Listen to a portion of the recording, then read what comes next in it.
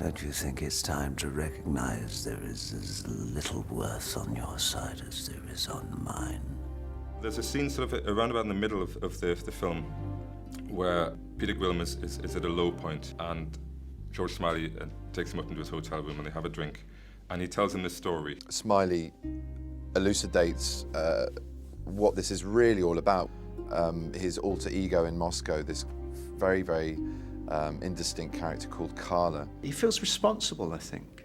This is his big trauma, his biggest failure in his professional life. The received wisdom was we'd have to dramatise this, we'd have to go into a flashback. It was Thomas that in the end said, let's just have him tell the story, no matter how long it is, even if it's 5 pages of dialogue. I met him once. Karla. In 55. I think you can do a theater scene in a film if the text is good enough and the actor is good enough. You have a wife, don't you? You can bring Karla into the room just with the empty chair, especially if Smiley starts, rather than just talking to Gwilym, starts acting out the scene and talking directly to Karla. I brought you some cigarettes, by the way. Use my lighter. It's the most, I think, George has possibly said in his life. But it's taken a bottle of scotch to sort of loosen him up. They're drunk, it's late at night, and Smiley confesses to having met him and given away far more than he should have done. I should have walked out, of course. But for some reason, it seemed important to save this one, so I go on. We should be with George all the time. I give him the usual pitch. Come to the West and we can give you a comfortable life. I thought that the camera should be Peter. He sees the old master getting drunk and starts open up. I kept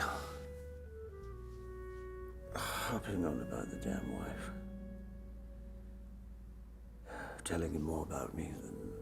That had to be very intimate. We should do it very calmly and slowly coming closer and closer. We used a lens that we only used twice in the film, a 50mm lens that is almost behind his eyes. We've both spent our lives looking for the weaknesses in one another's systems. It was such a hard moment for him. I needed to leave him alone a lot because he had to do it 20 or 30 times that day. What was astonishing was holding a scene like that with Gary's performance.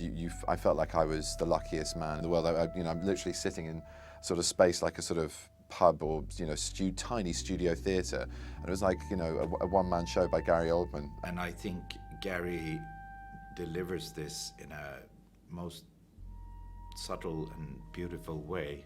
It's a masterpiece.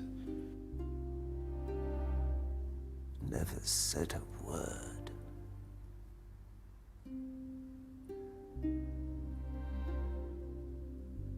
Not one word.